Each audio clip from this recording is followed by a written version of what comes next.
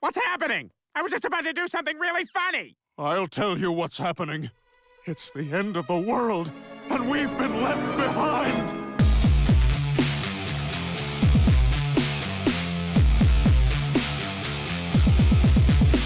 We wanted to make American Dad's world look like hell. I wanted it to be as ugly and menacing as possible. Hello? I'm the Antichrist! That voice will stay with you for decades, I think. It's angels and demons fighting. It's post-apocalyptic world. If you like this episode, then we like you. You better watch your mouth! I feel like it's as perfect as an American Dad episode can be.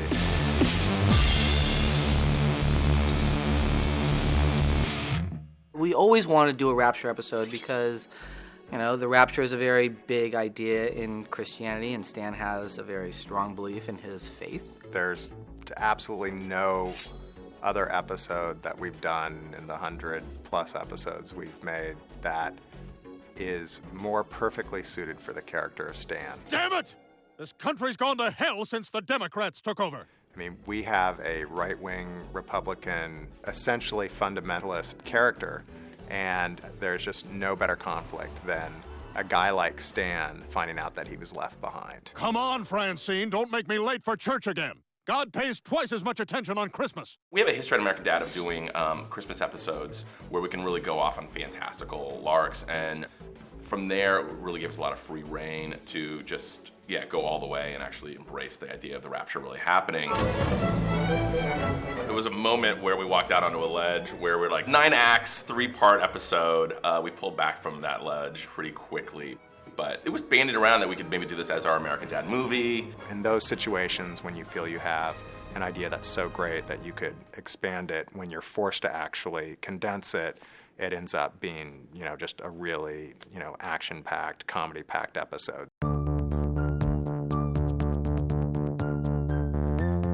We wanted to sort of show the exposition about the rapture in like a really funny way. Hey kids, I'm Ricky the Raptor, here to tell you about the Rapture. And with a way that was sort of like incongruously like childish with like how dark the idea is. And that was, just a play on all those Christian kids videos that you might have seen on public access. Stay cool. One of the stylistic things that we had talked about in the writing of the script was when you get to Ricky the Raptor explaining what the rapture is, the visuals should be really, really intense and scary. I believe it was written, we need to see imagery of battles between angels and demons and humans, and create something that would scare Stan and Francine, who are actually sitting in a classroom watching this. So I asked if I could leave our realm and just come up with a whole different style for that section of the show.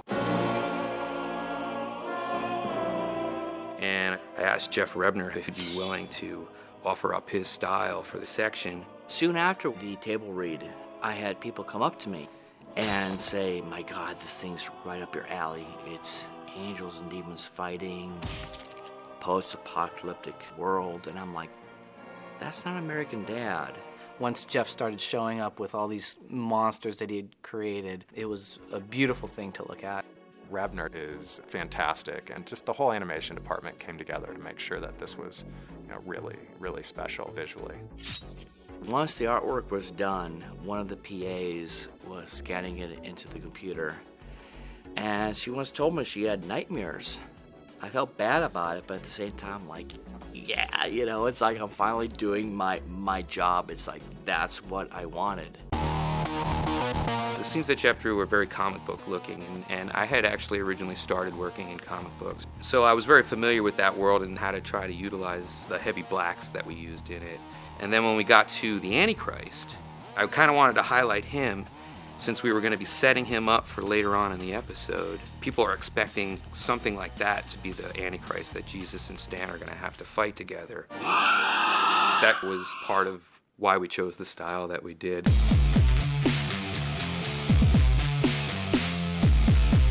For a long time, actually, we had some challenges doing the episode because we couldn't find the third act. Can you believe it? Jesus thinks I'm good enough for him. We were trying to find how Stan was going to try to woo Francine back from Jesus. And play it like a really bad romantic comedy of like the jilted boyfriend trying to win his love back. And it seemed like kind of a funny idea, but nothing was really crackling until one of our writers, David Zuckerman, said maybe it's just 7 years in the future and the world has been thrown into apocalypse. And all of a sudden everybody's eyes lit up. That seemed like the most fun and the craziest thing to do, and we're more than willing to go into crazy land, so it seemed like natural fit. There was a real nice visual progression all the way through. For the third act, we just avoided the whole typical American Dad palettes of blue skies and just totally went, everything's going to be red.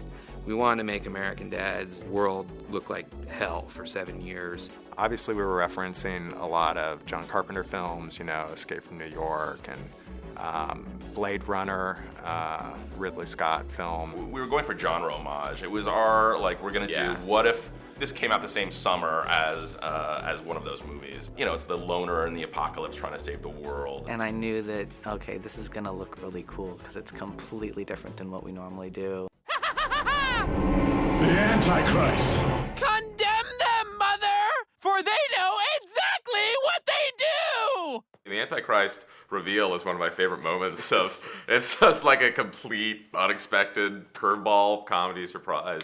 It was so over the top and so kind of crazy and manic and not scary at all. I'm the opposite of Jesus in every way! We had that idea that he was going to end up looking a bit like the Riddler from that classic Batman show.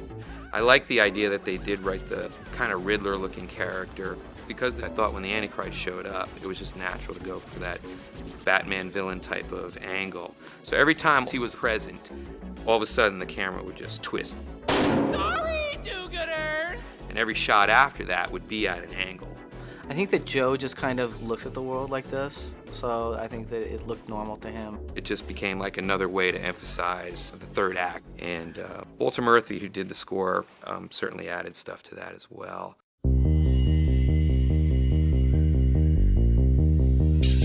We really knew that music was going to be key to the third act, really making you think this is 1980 and Tangerine Dream scored this and you're watching a mini movie play out. The first 2 acts of the show were scored with a live orchestra in a very apocalyptic manner, but the third act, you can see that the actual animation is different and the whole look of it is different, and so we thought the sound of it should be very different too.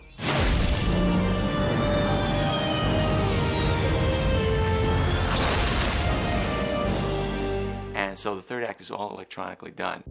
This was a great opportunity to pull out my old synthesizers on the walls and, hook them up. There's quite a bit of thought and sometimes research to write the music to sound like what is being parodied. At the end, at the touching scene with Stan and Francine, the music was inspired by Blade Runner and replete with like the sax solo. It was a really nice score. The spare sort of synthesizer music, that's what informed our sound. And we were instructed to sort of make it like a little horror film feature.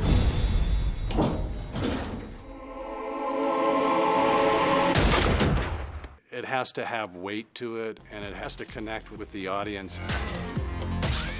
It's a very over-the-top thing, but they wanted to have that sort of density and clarity that a feature would have.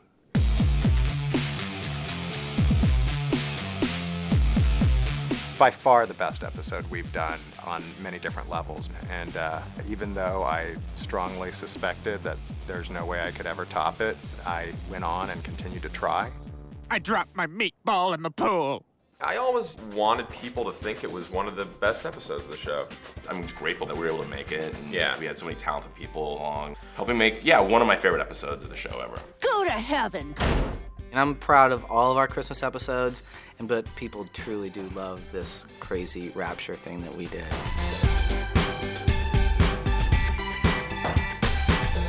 Armageddon out of here.